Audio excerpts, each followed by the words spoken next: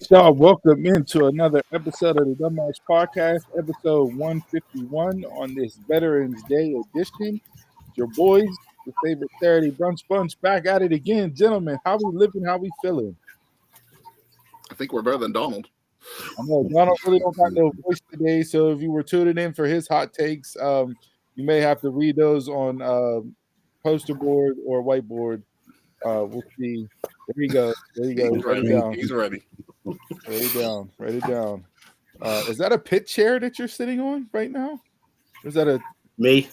Yeah. No, Twisted Tea gaming chair. So they stole the color scheme, much like the NFL sent the University of Houston a cease and desist for wearing the Oilers colors for a franchise that is no longer in Houston. Go figure on that one. Mm-hmm. So back at it again. No pay-per-view today. Thank goodness. We were on a run there. Need a little bit of a break. Although, then we got 2 weeks in a row. Right. It never stops in the world of pro wrestling. So we're back at it, breaking everything down. The week that was with Mount Rushmores and Jabronis. I got no hat edition today, as you can see. So there you go. Yeah. Gotta go natural. Couldn't find the Dunmark's hat this morning. Was up there for like 10 minutes. Like, where is my hat at? No idea where it's at. So we went on and took family pictures recently because we ain't never had any with our mom. And my photographer was like, "Hats on, hats off." I'm like, "Hats on, bro. You ain't getting this off me." True to the gimmick. He's staying true to the gimmick. Did you take one without it, or you just were like, "No, not a one." My brother's like, "You ain't going, I ain't going." We're both wearing hats. Is that the event that you had to wear jeans to? Yeah. Terrible. Did you have a hoodie on top though? No, I had to wear a sweater. They was like, "Okay, what we wearing?" I was like, "Sweats." Everybody wear sweats. Matching sweats will be good. It was like they vetoed that. I'm like, gotta put on jeans. Terrible. So, I'm out of my element. I'm surprised you owned a pair. I figured khakis and sweatsuits. That's it. Well, I got a couple pair. They're just in the basement, collecting moss. These things are stiff as a board. He pulled them out like he just sprayed them with scotch. He's out there. Probably had a break in it. You got to break them in all over again. Hey, look, I tell you, when I didn't know how to get in the car with jeans on, I didn't know how to get in the car with jeans on. It was so had that straight suit crease on the That's hilarious. All right, back at it again. Fearsome Foursome on this Veterans Day. Thank you, veterans. Hence the title for the show. So, any service members, family, friends out there rocking with you, we appreciate you. Thanks for everything that you do. My son's currently away at basic training right now. He graduates the end of this month, so we'll be going down there. Nice. Taquan, you picked up on that. But we'll be making a trip down to see him graduate at the end of this month. So he's going through it. Got to throw grenades this week and some other stuff. So he's doing real deal. Real Call of Duty. Yeah, he's out there. Yeah, not that Eminem style. He's out there learning real deal. They got to spend three days and 3 nights out in the field this week as their last big final test. So see how all that goes. It's called living in the hood. Right. Yeah. Just another week around the way, right? Jason could have given him basic training this whole time. Right. I know a place. Yeah, I know a place. Yeah. Who got the Glock? Braddock. Got the Nutty Buddies out already, huh, Jason? Nutty Buddy all in your mouth, huh? Pause. I'm gonna let those ride. Nutty Buddies early. They're delicious. They are. Yeah. This guy, I'll get you into the box. Meanwhile, he bought 4, ate them all to himself. I tell you take 2 bites and the box is gone. You don't realize you ate them all. It's because you're in diabetic shock.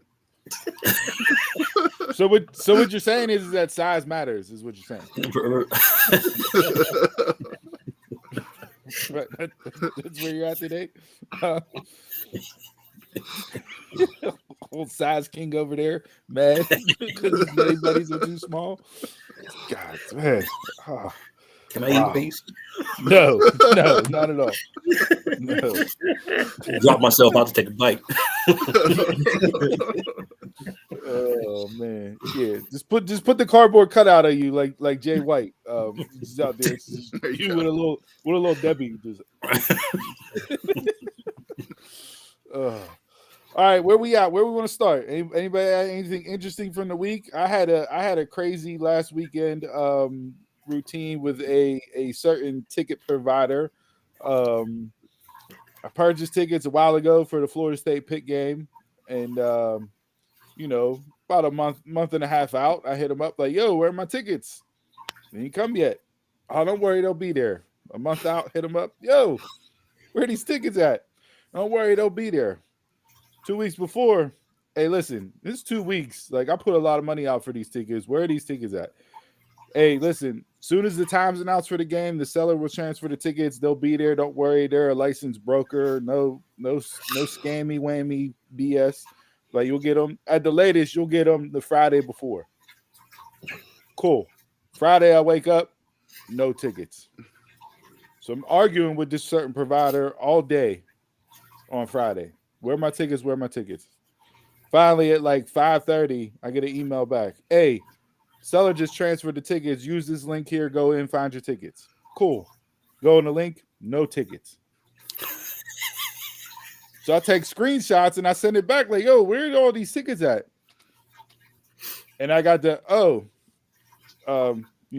can't chat with a live person right now. Blah blah blah. Saturday morning, I wake up and I'm like, "All right, where are these tickets at?" It's Saturday. They're closed. I can't get a live person anywhere. All I can do is send an email. So what do? Like any normal person, I hop on Twitter. "Hey, yo, where are these tickets at?" And I tagged all the sponsors, all the big names. "Yo, help a brother out." They immediately slid into my DMs. "Hey, please reach out to us." So I'm arguing back and forth, right? Like, "Yo, where are these tickets at?" Da-da-da-da.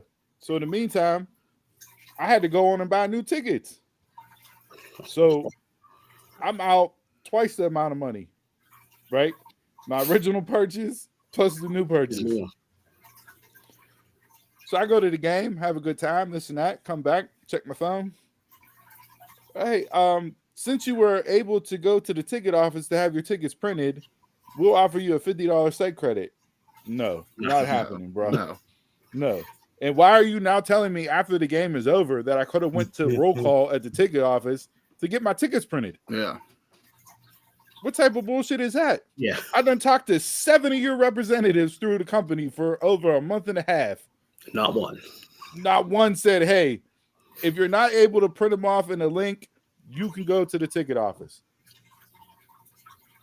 So I sent all the emails, attachments that I had going back a month and a half. I sent all my screenshots of all the links that showed no tickets. I'm like, I want my money back. I'm out over $900 for one football game. Like, I want my money back. Taxes, fees, everything. Spanking you with taxes and fees on these tickets nowadays. We're like, "Oh, well, we can't officially give you your money back." Yeah, I wish I would have bought them off Primo. He didn't hook me up with ticket and a slice. So after all this back and forth, finally they said, "Hey, we'll give you 100% refund in-site credit, good to use for up to a year." So I didn't officially get my money back, but I got my money back to go buy something else that's quote unquote free, even though I done paid for like. So either way, y'all double dipped on me and got me for 2 events whenever I was just trying to go to one. Yep, that's how they get you. And whenever I bought the new set morning of, I hit pay now, paid. I immediately got a link, clicked on it, tickets were there right then and there. 30 seconds, done deal. Yeah, how it should be. Same thing or something different?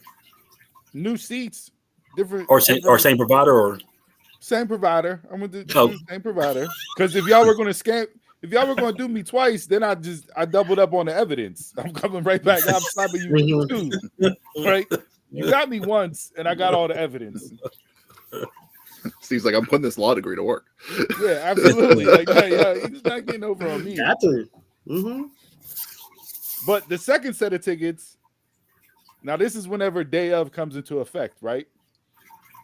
Front row, field level, row A, on the field. Amazing time. I don't think I'll go to another game unless I'm sitting in the Champions Club, because that was just top-notch service across the board. And they were less money than the first set.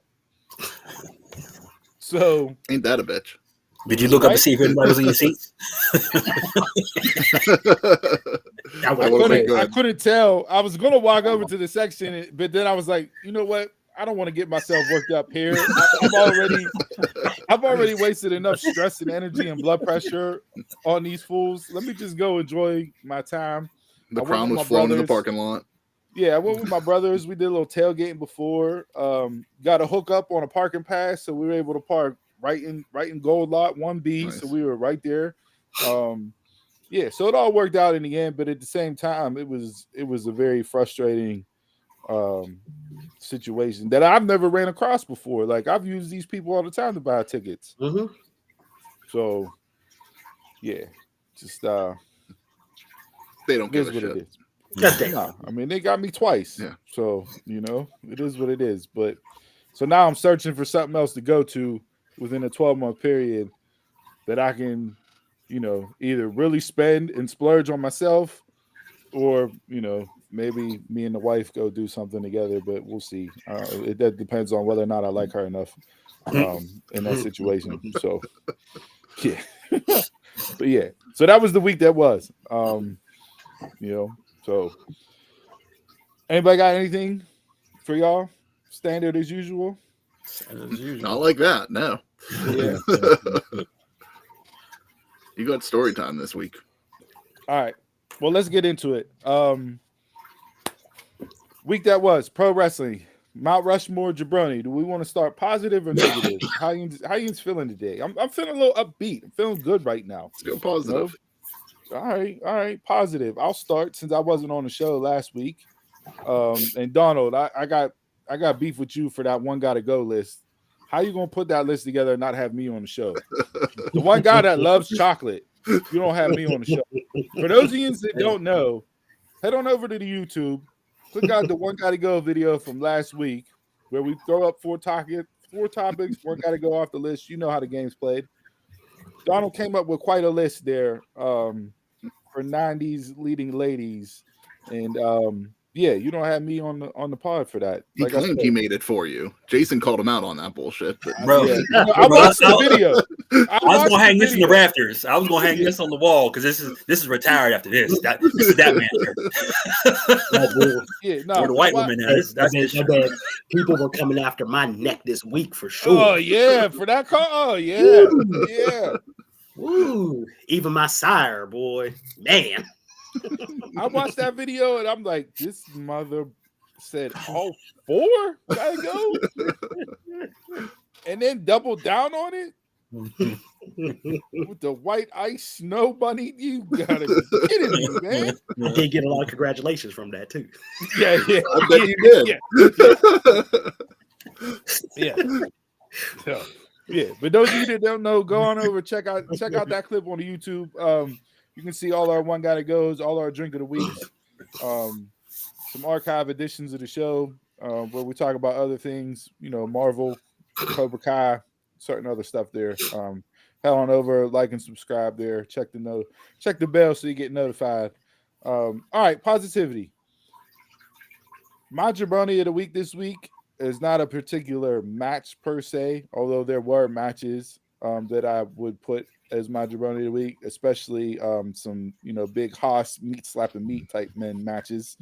But I'm gonna go main event segments this week. Raw, Dynamite, SmackDown. Mhm. All of them close the show with very good main event segments. Oh, you Raw? said jabroni. I was like, wait, what? Yeah. Oh, I said jabroni. My bad. yeah. Mount Rushmore. Yeah. My bad. You- My bad. Mount Rushmore. He's always in a negative mindset. Arnold got me all flustered talking about that damn one gotta go list again. Threw me off. No, but Mount Rushmore main event segments. Raw, you close the show, you lead into War Games. You had the thread throughout the night. Sammy and Seth. I'm like, why are they doing Sammy and Seth right now? That don't make no sense. And then I'm watching. I'm like, okay. Oh, okay. This potentially is where this is going to lead to, and it came to fruition there. Does it feel a little forced potentially? But all four men so far have had beef with Judgment Day, going back and forth. So it's not as much of a stretch as some people may believe, because you had Seth with Finn and everything else, leading up to that. Cody, obviously, and then you got Sammy and Jay. So there, I'm cool with that. Dynamite Wednesday, I enjoyed the show overall. Thought it was good. Main event segment got me back on the who the hell is this devil character. I'm invested again. Okay. Thoughts are out there, words sprinkling around. Some people were tying it back to Roddy Strong based on how he opened the show when he said, I'm going to remind people who the hell I am, this and that and the other. We can debate whether or not Roddy Strong as the devil would be a letdown. That could be a conversation if you want to get into it. But I really like the segment tied into it. Now we know it's not MJF, obviously, right? And then you follow. Well, I don't think MJF is taking out the Acclaim. I mean, Swerve of Swerves. You on my but nerve. It leads into don't trust the devil. It leads back into Samoa Joe. They're saying, "Oh, hey, you're running out of options, bro. Mm-hmm. Eventually, you're gonna have to turn, and it's only gonna be me, and then I'm gonna come take your title." And we can debate the whole vacating and all of that. But main event, well done. Show closes. I'm happy. I'm intrigued. I'm invested. You got Full Gear coming up. Cool. Next weekend. And then SmackDown last night. You got the women. And I'm like, all right. Asuka, that's okay. And immediately I'm like, they're going to take Bayley out. Right? They're taking Bayley out. I knew Swerve. I knew a Swerve was coming. Just didn't know how the Swerve was going to play out. But then you get the four together in the group, the best friends hug. Don't bring that up. Not even going to touch that vignette. Okay. But I don't know if this is true or not, but people were saying Scripps, Reggie, he was really, really, really about that life back, like for real. So it's not him really playing a character, but it just felt so forced. Like so they had forced. another vignette. I'm like, yeah, I missed it. Okay, good. I'm like, if he was really about that life, I don't think it would come off sounding like he just read it 5 minutes prior to giving the recital of the lines. But hey, whatever. We'll leave that stereotype alone. But yeah, back into the women with, okay. So now we got 5v2, right? 4. Well, we know Dakota can't wrestle yet. So you got Bayley, Asuka, Kyrie, Io, Charlotte, Bianca. Possibly Shotzi. Shotzi is rumored. Mm-hmm. And then who's the fourth? I can't think of any other baby faces on SmackDown that would make sense. The only one that I would think would make sense potentially would be Becky, but she's on Raw. Mm-hmm. So that don't work. And I don't think bringing Jade in for War Games is the best way to bring her into the fold. No. So I am curious and intrigued as to who the hell they're going to fill out on the babyface side to make this work. Lita. Probably Natalia. She goes on both shows. No, I don't want to see Natty in War Games. And I don't want to see Shotzi in War Games because I'm afraid she'll kill herself. Yeah. That's the reason why they'll put her in there. But I am curious to see who the hell they're going to fit into that space to make it come out. And I think you'll get another turn at War Games. But I'll save that for the prediction when we get into there for Survivor Series. I already see how I would play it out. Whether or not they do it, we'll find out. But no, I'm solid on Go Home show, on main event segment. You got me invested 3 different times during the week on wanting to see what your next show is going to be about. Okay. You had good tie-ins throughout the night. And I'm ready to come back next week and watch all 3 shows, especially with Dynamite, because it's, the Go Home Before Full Gear, to see where that plays out and goes. So kudos to all 3 of them. Got no issues with how they ended those shows this week. I'll tag off of that for my Mount Rushmore because mine's going to be the Impact main event this week. Had Alex Shelley versus Jonathan Grisham. Phenomenal. Great main event. That's exactly where I've wanted Jonathan Grisham to be in Impact. Is in that picture. He played the heel perfectly.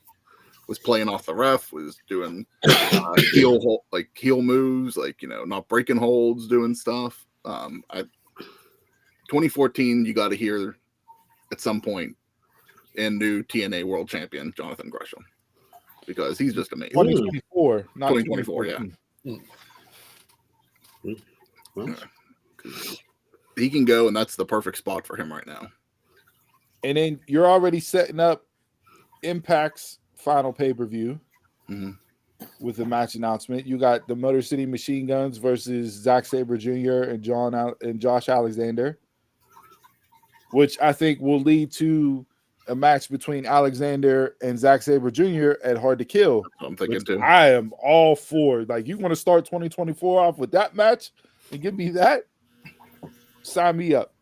Yeah. Because Moose called his shot. He cashed in. So he's going to be facing Shelley for the title at Hard to Kill. You already got Trinity and Jordan Grace for the women's, for the knockouts at Hard to Kill.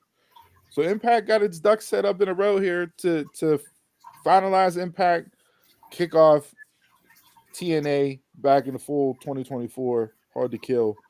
So yeah, I got no qualms with adding them onto it as well, because the only reason why I left them off mine was more it was a match. Not it didn't have the continuity. Right. Not necessarily adding in, but match wise, yeah, that one for this week up there with Joe and Keith Lee and some of the other ones. But that was. I think they have a strong show booking next week too. You got Ospreay and Josh Alexander next week. Trinity, Sunny Kiss, Bully and Jordan versus who is it? Steve Macklin and I forget her name. Is that Killer Kelly? Killer Kelly. Okay, so yeah, there's some good matches next week too. They got me wanting to watch the show on a weekly basis. Yeah. A whole week of shows. Not that. No, literally. I know, Chris, you were sour on how they started out their tapings after, Bound for Glory, and why would you just re-show Bound for Glory and that? Yeah. But based on the parameters that they have to work in and filling out the weeks so that TV lines up correctly with the pay-per-views that they have scheduled, I understood why they did what they did, but it seems like you've turned the corner on that and you're back in the fold as far as being excited for what Impact's putting out right now. Yeah. Here you go. So hopefully the momentum continues in 2024.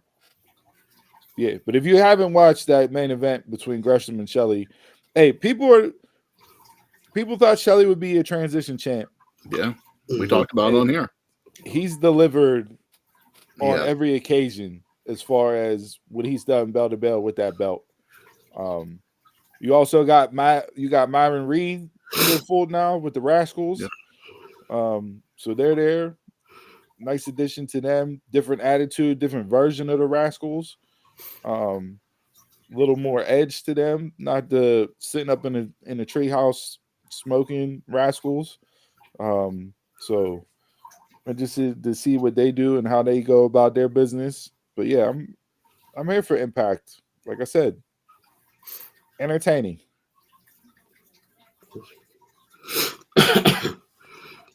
Jay. Oh, go ahead. Oh, we're speaking. Yeah. My Mount Rushmore is actually going to be Swerve. Him and gosh, who it is? Penta. Yeah, him and Penta had an excellent match, but just like Swerve in general has been having like one hell of a run lately. Probably the only thing I'm very interested in AEW is him, and hopefully he beats Hangman and he gets a real push at the title. I don't care who has the title, MJF. Interested in him or interested in Prince Nana? No, interested in him. Interested in him. Yeah, but give him like a legit push at the title. I don't care who has the belt, MJF, Samoa Joe, whoever, Jericho, Omega. Give Wardlow. him a push. Yeah, Wardlow, whoever. Tony Schiavone, I don't care. Chris, you said Jonathan Gresham, new Impact champ 2024. I would add Swerve to that on AEW side. Yeah. I've been a fan of Swerve since Lucha Underground, and then MLW, NXT, now AEW. Yeah. And the transformation he's undertook as far as his body and what he does, he was always able to go in the ring from bell to bell. Yes. But the character evolution, the promos, having motivation behind the character for why he's doing certain things, he's really turned the corner in AEW this year. And like you said, Donald, he needs to be up there in the equation as far as getting a new face in the main event picture. Yes. We've seen kind of the same rotation of guys, right? Mm-hmm. Swerve is somebody that is starting to separate himself out of the handful of people that have separated himself. But Joe is Joe, so he's always going to separate himself based on his career and what he's done. But yeah, he's definitely one that has stood out over and above others and needs to be put in that main event title picture for sure. And even like his entrance. I mean, it's so simple, just his hands in his coat, just walking down with that demeanor, being a heel. Simple, perfect heel character. Because you got him being himself, and then you got Prince Nana doing his thing. It's just like it's. And we talked about, what was that, like 2 months ago, like whenever he told Nana, no, don't. Like playing the heel even more. It's just like he does play it well. Mm-hmm. I would love to see him as champ soon. And I don't remember if that was it last week's episode where he had Hangman leave the tag match and the Bucks lost, right? Matt Jackson threw his little 2-year-old temper tantrum. But when he whose house, and the crowd really didn't give the response like they normally do. So he hit him again. Whose house? He said it 3 times before he actually walked out. He waited for them to give him the response that he wanted before the music hit and they came out on stage. So even little details like that just show how lock and step he is as far as the character of what he wants to do and how he wants the audience to react and play off of him. Because not everybody in that situation would have hit them. Oh, no. I'm going to do it again and again until y'all give me what I want. Mm-hmm. But you said it before, Steve. Like, look at his legacy that he's already built for himself. Lucha Underground, MLW, NXT, now AEW. He's had that development. So he should have that psychology down but at this point. He does. Mm-hmm. Yeah, not mad at Swerve being up there at all. Shine the light, because he's one of the ones that is, like I said, 2023. separated himself out from the normal fold that is AEW booking, and because not everything he's been given has been lemons this year, Of course. right? Yeah. But he's definitely made the most of it and has put himself in a position where you gotta elevate him starting next year. Jay, what do you got? Mount Rushmore. I'm tossing up. I'm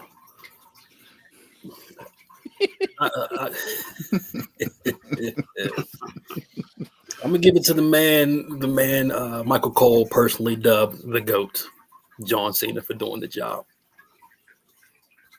I see everybody hates it. People saying it means nothing because he's on a losing streak.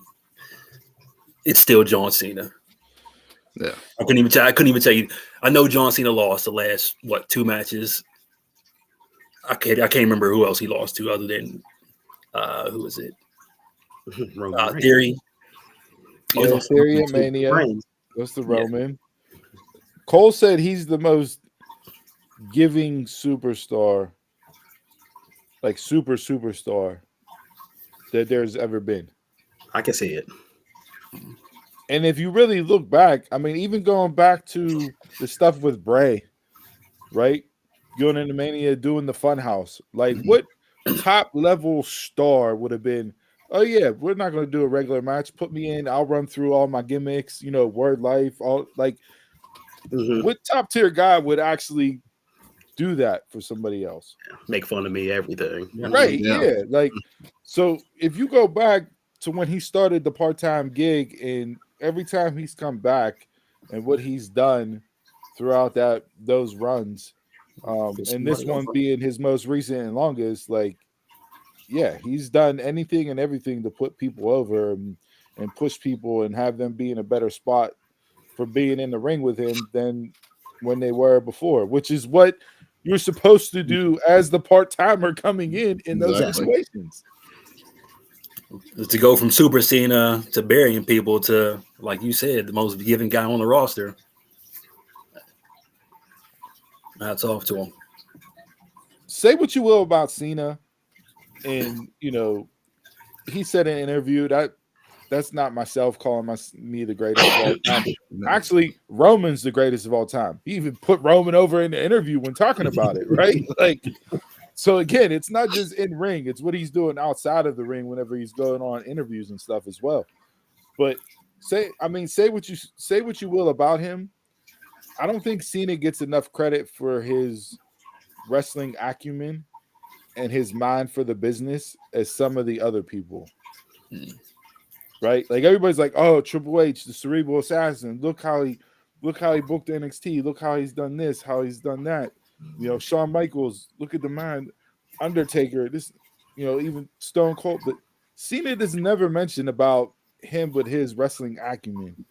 And if you hear other people talk about Cena, whether it's in the ring, a backstage segment, a promo, even if it's just walking into the arena, they all say the same thing, that he is one of the best minds in pro wrestling. He always has his finger on the pulse as far as what should be done, what needs to be done to get that connection to the audience. Maximize your minutes. You hear Cena talk about it all the time. It could be a 25-minute match or a 30-second promo, but you got to maximize your time. And I don't know if there's ever been a superstar that has maximized their time more than John Cena.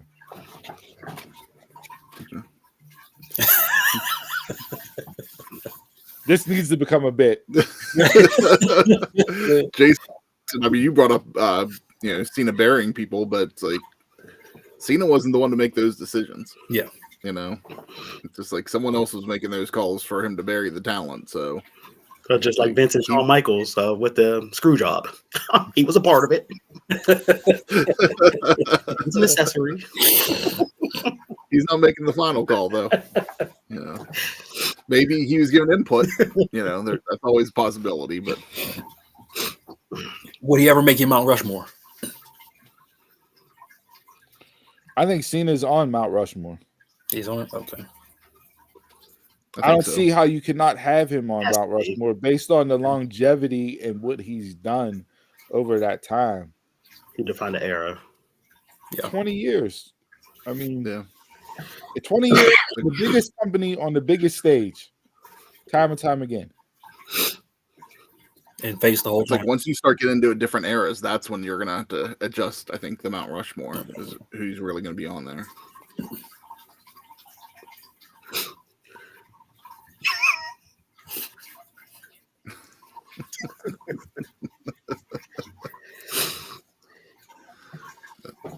No. Cena's done everything there can be, you know. Done everything on TV and off the screen. I don't think they've ever had somebody, you know, I'm even talking about like Hogan, that's done what Cena's done behind, like going on all the TV shows, done all the Make-A-Wish and everything. Even though he, you know, he might have be the most Make-A-Wishes granted, but like he's doing everything. He goes out there and promotes the company like no other. Yeah. And I think now, especially because he's been the part-timer recently, when he's come back, especially this very last run that he's had, he's gotten his flowers. Right? Too often people give their flowers after a tragedy when somebody's no longer there. Yeah. Right? He's been able to come back and get the flowers, and even at times kind of be taken aback by it because he's not used to the reaction that he's gotten. So it's nice to see him in those moments too. You know, with the cheers and the thank you Cenas and everything else. And people really mean it, not just saying it because it's the cool fad to do while you're in the arena, but actually really mean it because of all the equity that he built up over a 20+ year career. So did Vince have his hand in the writer's strike, or not the writer's, the actor's strike? Because it just so happened that Cena has his last match that he's booked for, and writer's strike's over. Could you hold on just a little while longer? We got one more match. Just have to take the Saudi and come back, then we're good. Vince is texting James Gunn like, listen, hold off on Peacemaker. Just give me 3 more weeks so I can get through this pay-per-view, and then you can have him back and film the next season. And he said he was filming something before. Yeah. I don't know if that was Peacemaker or something else, you know, whenever the strike happened. So he said as soon as this was done, he has to go right back to filming. So I mean, who knows when we'll see him come back around again. I don't necessarily want Cena's last match to be solo in Saudi, but that may just be the case.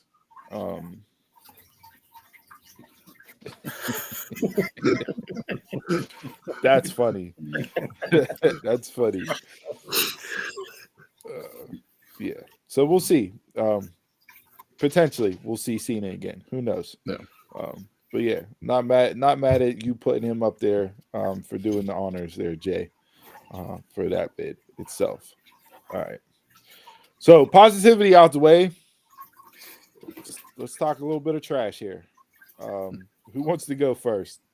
I was gonna say you still got your heart out. You need to say it first. I have the heart out, but I don't know if it's a unanimous for everybody. I'm sure it's something that each one of us can talk about. There were other things that happened that would qualify for Jabroni of the Week in my estimation. But I don't know if you want to save the discussion because there's some other questions I have about it. Based on just thinking devil's advocate about it. So I think I'll tee that one up for last so we can get a little bit of a discussion going afterwards. Okay.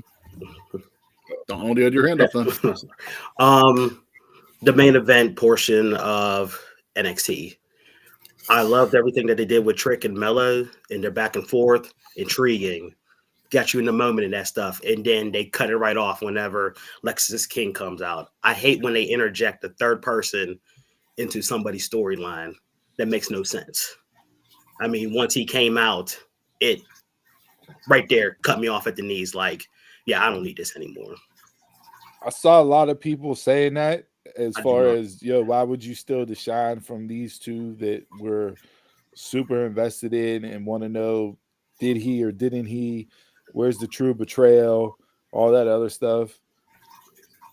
My question to push back on that, if you have a new individual that you're trying to make be a big star or have an impact or be placed in the same tier level as far as where you're lining and ranking your wrestlers up in NXT, would it not make sense to put that person into that storyline? Yeah, you're not Chris Jericho coming in, cutting the Rock off. I'm just saying. To me, it was just to prolong the story.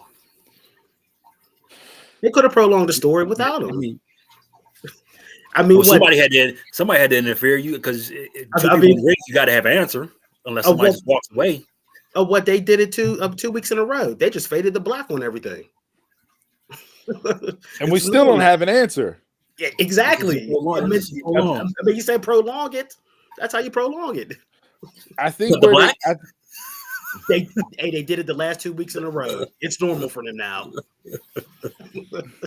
I think where it might have missed, and whether or not you want Lexis King involved in this or not, that's the debate, right? I think where it missed for me was just the total time of this segment was too long. Because they were doubling back to repeating themselves. I was like, right. Like if you cut that down, if you cut that down by about 3 minutes, I think it hits on a different level. Not saying that it's the best way to go about it or that it's the next turn of the page that you want to see that story evolve into. But it's giving you some intrigue. It's kind of showing you potentially what this Lexis King character is going to be in NXT. He says he doesn't want anything to do with his father, but yet he's stirring the pot just like his dad did. Yeah. Right? So got the same hair, the same faded out beard. Yeah. Nah. Man, continue beating up on some jobbers. Like get the DJ Nightwolf out there. Where he been? Yeah, Looney, and beat him a couple times. Eddie Thorne. Like, man, just don't jump to the main event. Again, you're not Chris Jericho cutting the Rock off. Please. I'm not mad at it. I saw a lot of pushback on that segment.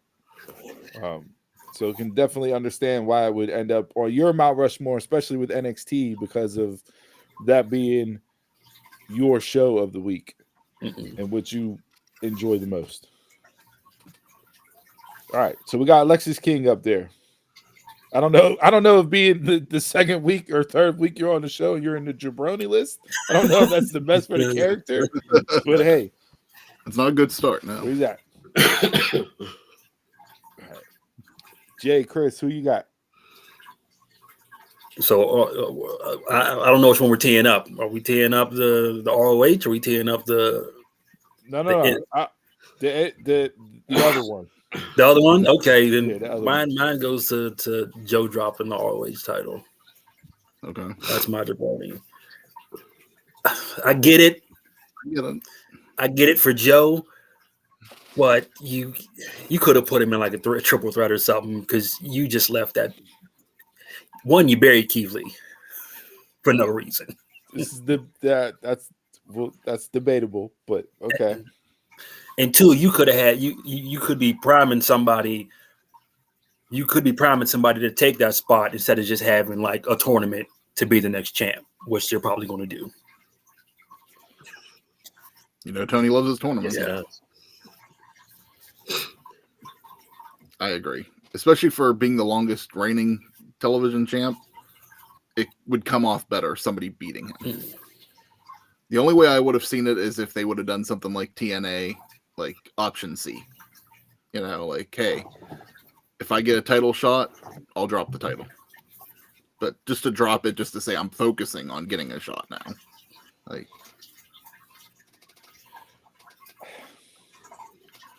I thought about this one long and hard this week because pause. I know, again, it's one of the things that everybody was debating about online. You buried Keith Lee. He was the longest reigning champ. It just doesn't make sense to just drop the title. Why would you do it that way? This, that, and the other. First off, I don't think Keith Lee was buried based on the match that they had themselves. It's the best match Keith Lee had in AEW. In my estimation, it's like, okay, why is this guy not on your TV every single week? Yes. Tony. Like, got four television shows and you can't put him on a show. The stuff that he does in the ring at his size is unlike anybody else in the industry. Why are you not showcasing that? Yep. Him getting choked out by Joe, I don't necessarily think it buries you because it's Joe and where he's at and the run that he's been on. So I don't think that's the burial. But at the same time, you're not going to have Keith Lee just beat Joe because he hasn't been on TV in how long? He had no momentum behind him. So was I excited when they announced the match? Yeah, because that's the big hoss fight, men slapping meat that I knew it was going to be. But I knew there wasn't going to be a title change. But if that's the case, there was no point even having the match. You could have just came out and that's the other part. That's the other side of the booking that makes no sense. It's like you're having this ROH title match on Dynamite, and you have the ROH champ drop the belt on Dynamite. Why hasn't anything been done with him on ROH TV? Because ROH TV doesn't matter.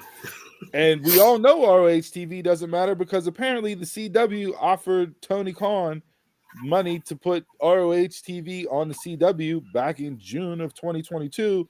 And Tony said, nah, I'm cool. Nah, I don't need any additional income coming into the company. Nah, I want to wait until AEW's rights are wrapped up and then I'll shop around ROH. You've killed the brand. Yeah.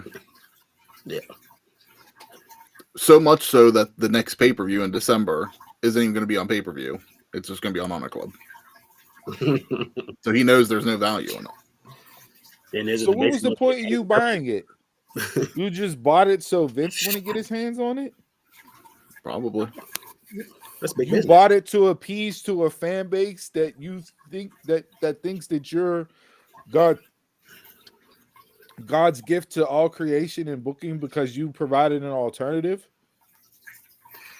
I think he did for the library more than anything. Just so whenever he gets a streaming deal, that that's something to be part of it.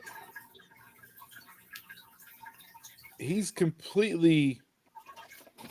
done more to destroy Ring of Honor than them saying that they were going to wrap up Ring of Honor to begin with. Yeah. And the biggest bright spot is not even on TV. Yeah. Yeah. They really should have just kept it in bed like ECW. She's nowhere to be found.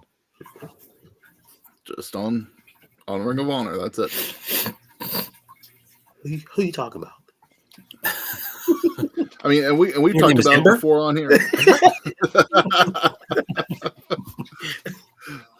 I mean, we talked about it on here too. They booked the pay-per-views better when they were just one-offs than they've done since they've been TV. There's actually TV to book it. Yeah. Because all the big people that are supposedly your champions and everything else, they're never seen on Ring of Honor TV. Yeah. They're only seen on Dynamite, Rampage, and Collision. Just be a pop-up grill in the stadium, in the arena. It'll be all they sell is Ric Flair energy drinks. It'll be a food truck outside, like Annie Ann's outside of Sam's Club. I like them putting the Brooklyn Bodega in Barclays.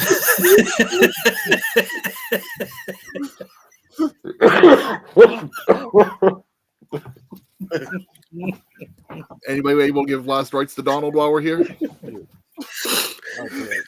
A pop-up food truck. That's a great Ring of Honor nachos.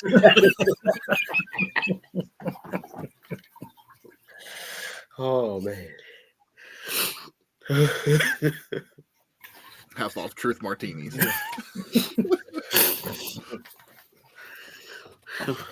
Dalton Castle out there having the boys serve fries.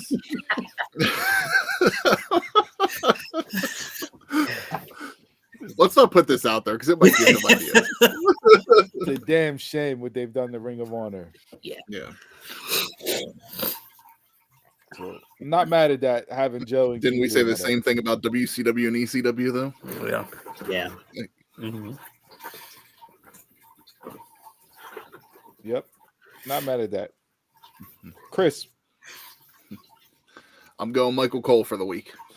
After that Intercontinental Championship match. We got I don't know if you guys noticed it, but like as like the ending of the match was happening, you know, after it happened, like you got the screwy finish with it and all. Michael Cole goes, I think it was like I was watching Ricochet or I was watching Miz, and just like, well, if you were watching Ricochet, you saw him kick out. You know, like why are you trying to say that Ricochet didn't kick out? And it just like got me thinking, like whenever JR was like teaching him the business back in the day, and he told him, you got to stop calling what's going on in the ring and watch the monitor. He goes, you got to call what people are seeing on TV instead of what you're just seeing wherever.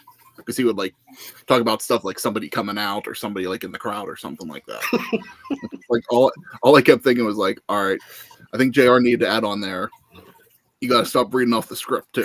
I'm pretty sure that's all Michael Cole was doing on Monday night, was just reading off the script for that instead of watching the monitor.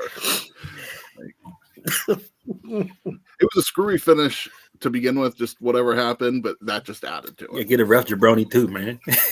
He looked dead at him and watched him kick out. Yeah, I mean, it was a botch. It was a botch. You know, shit happens. Shit happens. Ricochet wasn't supposed to kick out.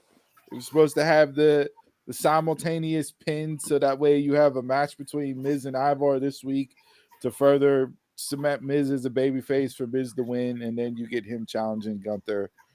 But Ivar, they pulled an audible afterwards. Ivar attacked him and got some heat back on him, and they'll probably still do the match this week as far as giving a reason as to why the match is going to happen with him attacking him. So, I mean, kudos to them for recognizing that it didn't go off as planned. And you even start with the ref. First off, you could have put the ref in there for Jabroni of the week because my man hit 1, 2, and then 3. Like that's the longest pause in between a 2 and a 3 that I've ever seen in pro wrestling. Counted 3, saw what happened over there, and then was still acting like he still went up to Miz to pull him off the apron. I don't know if you won. Yeah, he went off to Miz to pull him off the ring. Like, no, you didn't win, and then he just kind of left. And then like the refs arguing with the announcer, because I'm sure the announcer's being told, you know, from Triple H or Bruce Pritchard or somebody in the back going, you know, you got to announce Miz as the winner, you know, and he's going like, no. It's like, hello. Did you watch it? You were right there. He said they hit the left Loki pause, but like pause. He went to pause time.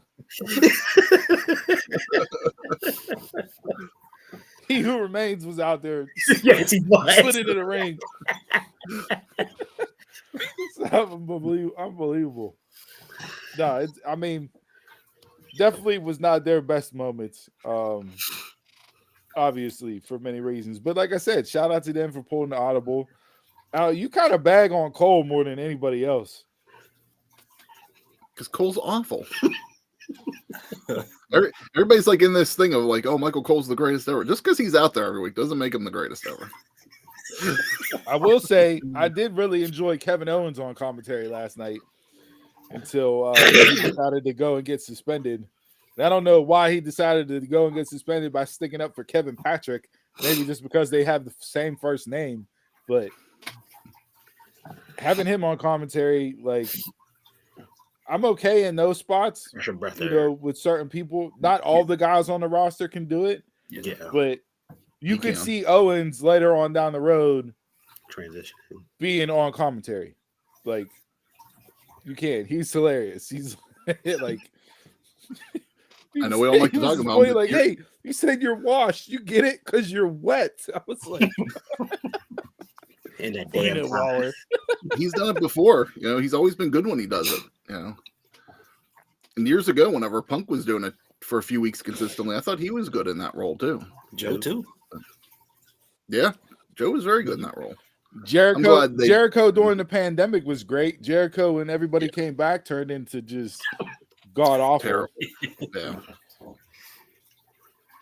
But no, we've seen it. KO has the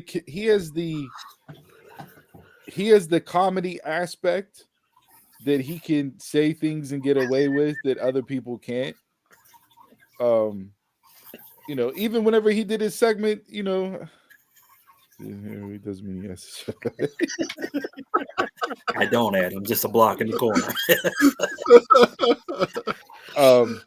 But no, even him in the backstage segment with Jamie Noble and Waller and them, in theory, I bet you I can punch you both in the face.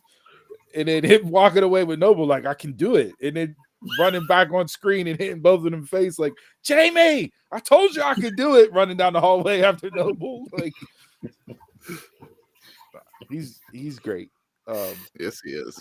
So yeah. But I'm not gonna have Cole on the Mount Rushmore of jabronis this week. Not with everything else that's gone on and so many different other aspects. But all right, let's get into it. We might as well. Fuck it. We talked about the CW offering money to Ring of Honor and Tony Khan turning it down. So Billy Corgan, we brought it up several weeks ago, said, "Oh, hey, got this TV deal coming. It's with a top 20 network." And we were all like, "Whoa, who's the top 20 network? You haven't announced it yet." And it was, "Hey, the CW offered such and such for NWA to be on TV." Great. NWA had a pay-per-view. And in that pay-per-view, the Sinister Minister himself decided to hit the ski slopes and do a fake cocaine spot. And the CW was it fake? Well, that's up for debate. But NWA immediately got their funding pulled from CW and said, "Oh, hey, WWE, we'll give you $35 to $37 million a year for NXT." WWE made the announcement immediately. Hey, guess what? 2024 October, we'll be on CW. So they pulled CW, or they pulled NWA altogether. Mm-hmm. No streaming on the app. So that was a rumor I saw this week that they might still be on the app. Okay. They might be on the app up until October of next year when the NXT deal comes into play. But like, take what we give you right now. You want to talk about a company that continues to shoot themselves in the foot, man, and where they were at right before the pandemic and at the start of the pandemic, the roster they had, the storylines they had, they were primed to make a true run and be a force. And then you have the Tyrus title run, now EC3, and now James Mitchell, who's like 79 years old, doing a cocaine spot on a pay-per-view. Isn't he a veteran in the business? Yeah. How? This is where I wanted to go. How did that get approved? This is where I wanted to go.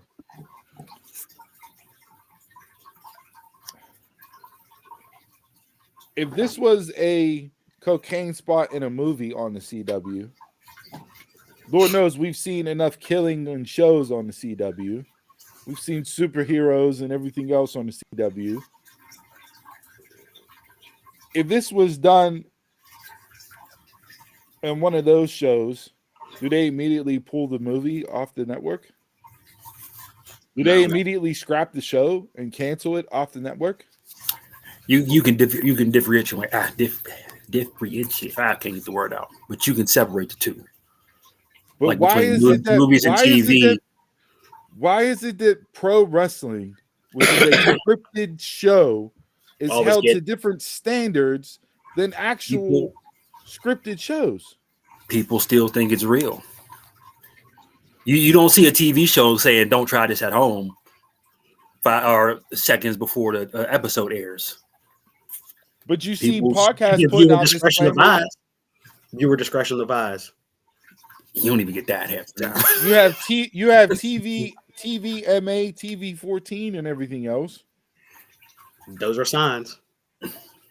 I think it's a little. It's not different. I 100% agree with you. It's not different. Entertainment and sport are in the same thing, and if you don't hold the TV show the same standards, why are you going to hold it? But I think the CW is treating this like kind of like Fox. Like they're doing this as CW Sports instead of like necessarily the CW, and I think that might be why. Just because they're trying to put it into the sports category and not entertainment category. But taking it off of NWA for a second.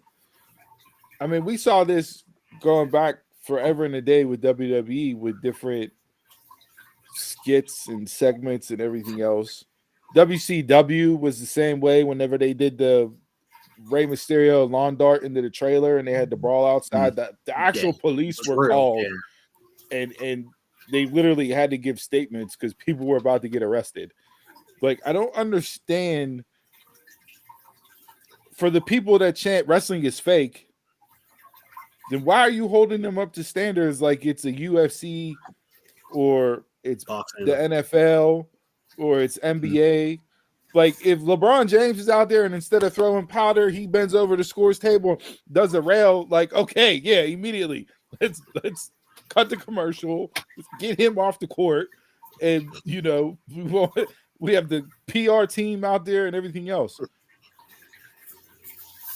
I don't understand why pro wrestling gets lumped into that whenever they're scripted television. And they're not held to the same standards as a TV show or a movie where you see things that are way worse than him doing a bump in the crowd. I think this is like where kind of like Vince plays that line. He's at fault for some of it because he likes to say that sports entertainment aspect of it. So it's like whenever the entertainment goes too far, he likes to say, yeah, but we're sports. And then whenever the sports might go too far, he goes, but we're entertainment.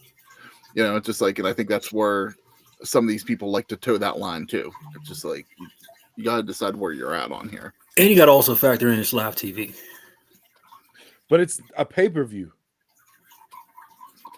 Which one? It's the NWA. It was on the pay-per-view. People had to pay for that. That's behind. That's no, but if they're putting on CW, it's going to be live TV. Not necessarily. No, but what I'm saying is the spot was done on a pay-per-view that people paid for. Paywall, right? Behind the paywall. It's me paying to go to the movie theater to sit down and watch a movie for 3 hours. If I'm paying something behind the paywall that's on pay-per-view that's not broadcasted out to everybody, again, why is it that you're pulling my show from your network for something that's done on thousands of shows? Hell, one of the greatest shows of all time that people put up there all the time, Breaking Bad, was based entirely around meth. Mm-hmm. And it's heralded as one of the greatest shows of all time. The Wire, another one of the greatest shows of all time. It's all about selling drugs in the hoods of Baltimore. The Sopranos is all about crime and the Italian mob. Why is it that pro wrestling just gets this? You're held to your own separate standard. No matter what you do, no matter how you categorize yourself, the rules and the goalposts are continuously moved for you.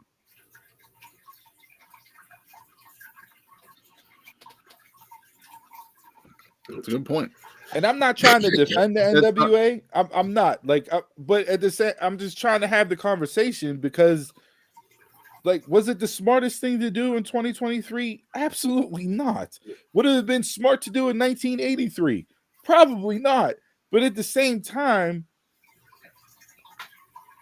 that goalpost being moved continuously. So now, if there's any type of segment or situation that happens on your broadcast that fans give backlash for, or that the company doesn't deem worthy of their standards, then they're just going to pull your show.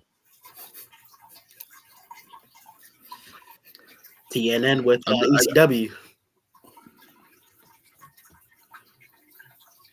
Yeah, I think I just take it back to again with the sports. I think that's part of it. You know, it's like if they're trying to focus it on the sports brand and not the entertainment brand of the company, they're just holding them to what they would hold any of the other companies, any of the other sports brands to. That's fine, and I get that point. But I'm still trying to understand why is it a different standard? Like, what made wrestling be that different standard? Is it because the business was protected for so long that people thought it was real, and we didn't realize until the 90s that hey, kayfabe, brother, this is all scripted. We know who's going to win. These are people portraying characters on TV. They're not real life. You know, like, is it because it had a 30, 40-year run as being real, just like an NFL game or just like an NBA game? And because of that, even though it's been 30 years since, they're still being held to a real standard, even though they're on TV? I think so. What's that? Like, some people, these people aren't characters. Yeah. Or just because people hate wrestling so much, they just want to see it just die. And maybe that's it too. Not necessarily that they want to see it die, but they're not as invested in wrestling on their network. They know it will bring in ratings, but it doesn't have a 3-strike rule. It's already on 2 strikes. And as soon as you mess up once, they're going to cut it. I mean, we know Fox came out and said that they're not renewing the rights to SmackDown because the wrestling fan base was not the fan base for their advertisers, and they weren't buying enough based on their advertisers to get the return on their investment that made sense. Well, you can't run ads for wrestling that you would typically run ads for during the NFL. You're advertising life insurance. I see Limu Emu one more time. Like, he's buying life insurance. Progressive every week too. I mean, they also said like the like, you know, like for Fox, you know, just kind of like how ABC has like WTA here in Pittsburgh and stuff like that, and Fox is like WPGH. They said like those types of like the individual branded networks didn't care about SmackDown either. Like they said like that. If SmackDown was on, cool, they'd put it on, but SmackDown wasn't a make or break for them to put on the network, or they could have put other content on too. I just find it interesting that out of all the networks that wrestling has been on, TNT, TBS, ESPN back in the day, NBC, NBC for Saturday Night's Main Event, Spike, Fox, USA. Out of all these networks, the CW is going to be the one to pull the moral police and yank a wrestling program off their network. Remember how like Married with Children used to make fun of Fox? That's the CW now in modern time. The CW's all about drama. Superhero drama, that's it. Or vampires. Still drama. You ain't that, they don't care. You let Buffy run around for 9 seasons driving stakes into the heart of every single vampire out there. And that was cool. But did she bump some coke?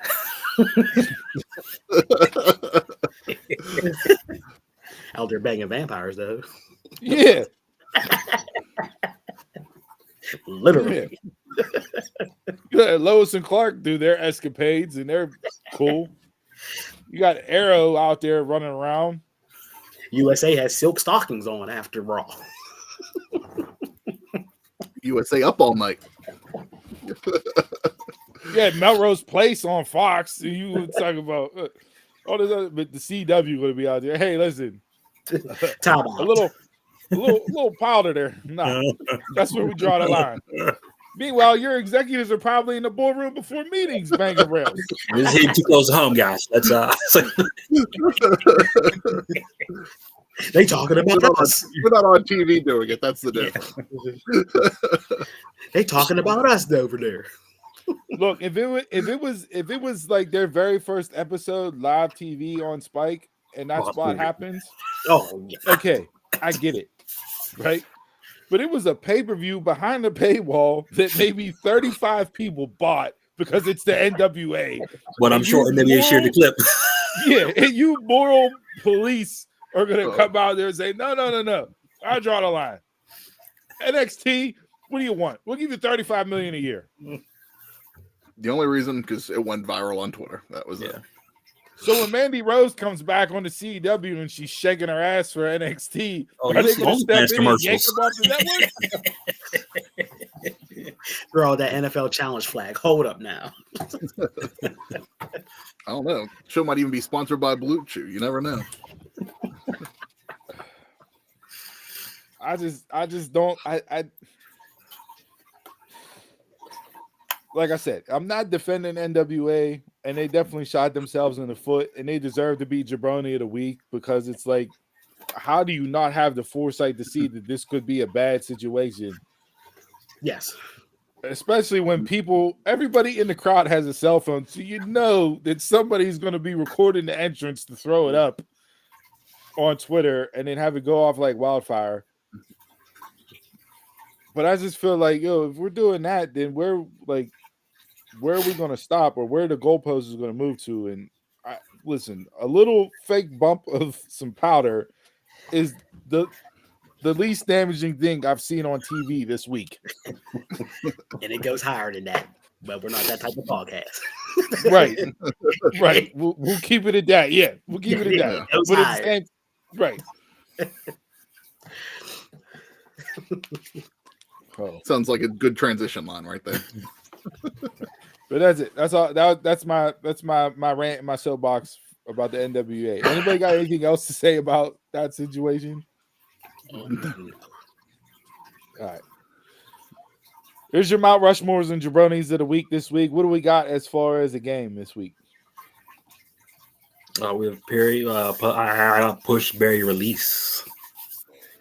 Lucha Bros, FTR, Young Bucks. Tag team edition. Pushing FTR, Barry, and Lucha Bros releasing the Young Bucks. I'm over the Young Bucks. I hate their gimmick. I hate their shtick. I hate the whiny crybaby bullshit. I'm so glad Kenny Omega called him out on it this week because of you entitled little pricks. Get them off my screen. Their characters have not changed in the 12 plus years they've supposedly been best tag team in the world. Tell us how you feel. Steve said it's still real to me. Damn. I'm gonna go push Lucha Bros, Barry, FTR, release Young Bucks. 2 for 2 on the release. Yeah. I'm gonna go push Lucha Bros, same. Barry, FTR, release Young Bucks. 3 for 3.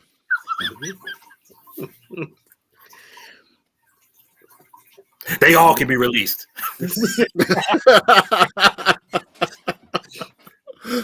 It is. Push Lucha Bros, Barry FTR, Young Bucks got to go. I never was into the Young Bucks, even in Ring of Honor, so before then. I'm not going to take anything away from them for making the living that they made outside of the WWE bubble. They went against the machine their entire career. Kudos to you guys. Yes, they did what they did. But at the same time, MJF calls Roderick Strong the bland bitch. The BB. Well, the Young Bucks, instead of a BBL or the BBY. Bland bitch.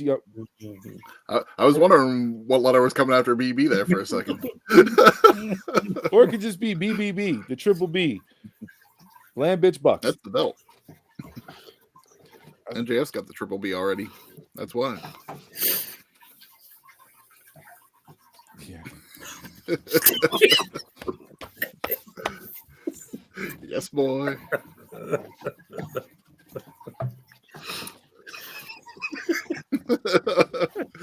You buying in? Oh, yeah. They got me. He's bought in. You got a half top in the closet. This hoodie's a half top. What are you talking about?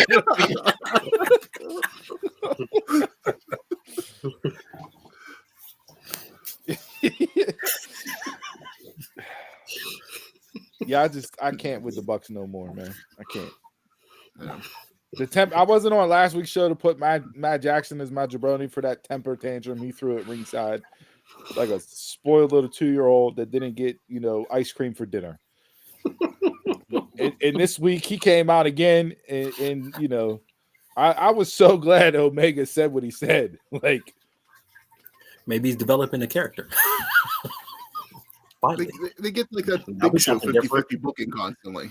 Like, oh, you're not doing anything? Okay, you're gonna be heels.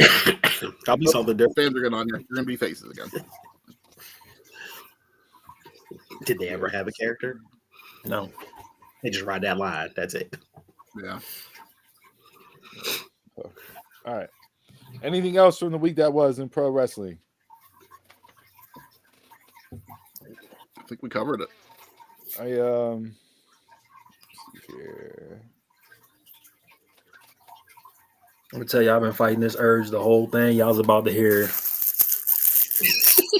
Man, I've been fighting it, boy. I've been eyeing it up over there. Itching. You got the itches. This what that feel like? Your red blood cells are like, feed me. I need some glucose. More glucose than I need in these cells. I don't think I got still got that else. Christmas stuff? Still got what? You still got that Christmas stuff?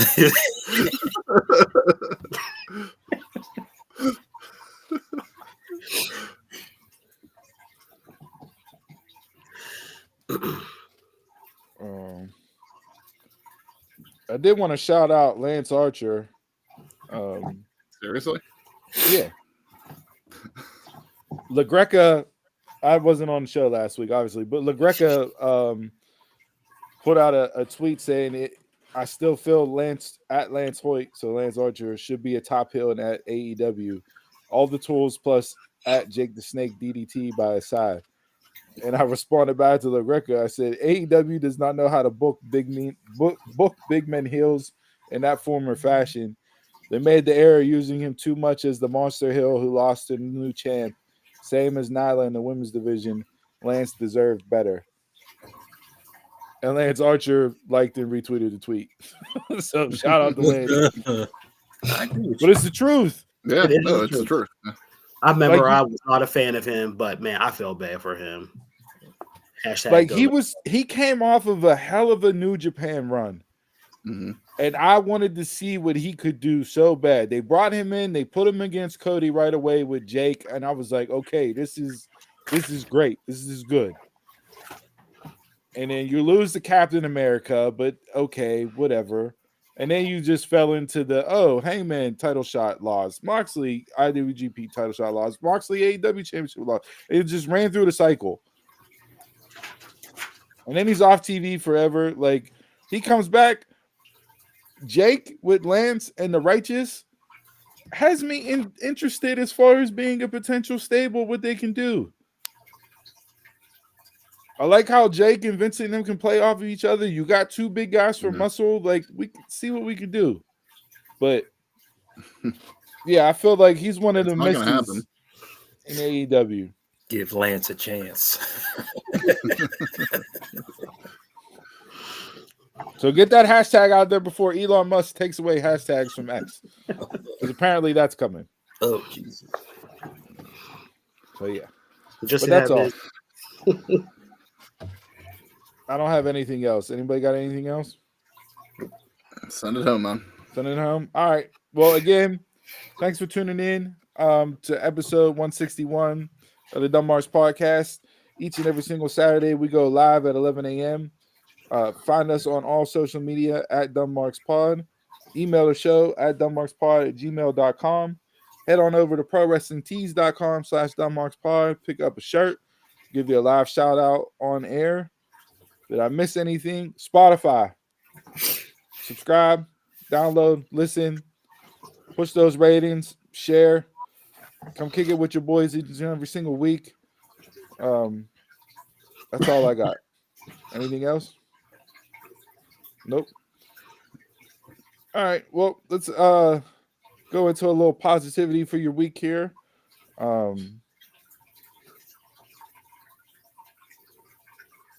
this is, well, I'll save that one because that one will come up better as we get closer towards the holiday season here. Hold on.